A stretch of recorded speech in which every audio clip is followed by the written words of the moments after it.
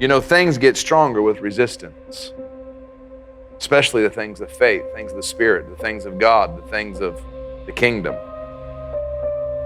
The Spirit, the things of God, the things of the kingdom. How to never backslide. Nothing better than being close to Jesus, church. Any believer, any follower of Jesus Christ not only knows that and should know that, but should be angry at the thought of anything separating or putting distance between you and God. It should make us just darn near violent, because there's nothing better than being close to Jesus. And anything that gives me allotments or allowances to allow this distance between me and God is not only not a friend of God, but they're not a friend of you. Whatever that thing is. Backsliding. It's not a gracious allowance that God permits that we should be comfortable with. The church is too comfortable in her backslidden condition. Being backslidden is a spiritual game of Russian roulette. It's playing chicken with your faith, with one's relationship with God. None of us should ever allow distance in our relationship with God. That's what backsliding is. It's space where there was no space. It's distance where there was no distance. That is what backsliding is. There should be no distance. And it is not always perpetuated by evil. We should remember that. The more you let sin, lukewarmness, wrong motives, incorrect intentions, backlog in your heart and lives, it will create a backslide. Psalm 26 and verse number 6, I will wash my hands with innocence, so I will go about your altar, O Lord. The innocence of verse number 6 is the result of washing one's hands. It is indicating some effort that is being put forth to clean or to cleanse one's condition. Why? So I can go about your altar, O Lord. A lot of times we're not picking things up off the altar of God because we've got dirty hands.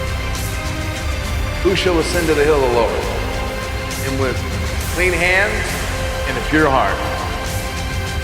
I'm going to put some effort into this cleansing thing, God. I want to be clean before you because I want to be able to pick up and handle the things off of your altar that are supernatural, that are spiritual, that are from you, that are heavenly.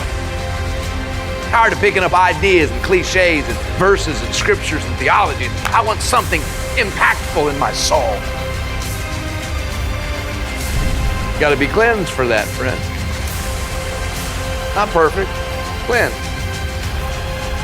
Sin, issues in your life that grieve God must be dealt with quickly. The longer you let things go, the deeper the roots are gonna grow. If we don't pull that thing up, when it's small, when we notice it, the reality is it's gonna multiply, it's gonna become bigger and stronger, it's gonna grow roots, and what was just a small, insignificant thing is ultimately going to become large and very significant in our lives. Sin, motives, spiritual negligence will backlog in our life and create a bigger problem. Because we don't come for cleansing. We don't let God cleanse us. A large amount of the church is backslid because they did not deal with heart issues or circumstances in their lives quickly. They waited, just putting it off. Maybe because we didn't want to deal with it. That's what happens. If you leave it alone, if you let it go, it doesn't get better on its own. It's going to become a bigger issue later on. Whatever you're struggling with today that's small, it can be a monster in a few weeks if you don't deal with it now. You got to deal with it quickly, friend.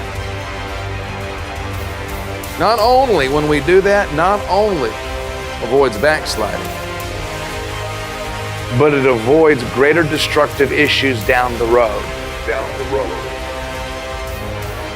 Not only in our lives, the lives of others. Is cutting the legs off of things before they have the ability to walk you away from Jesus. This is why I hate excuses, why the Lord hates excuses. Because the more we make excuses, the more we allow that thing to germinate. What harm is there in whatever you're dealing with tonight, giving it to God, letting it go, asking to cleanse you and forgive you?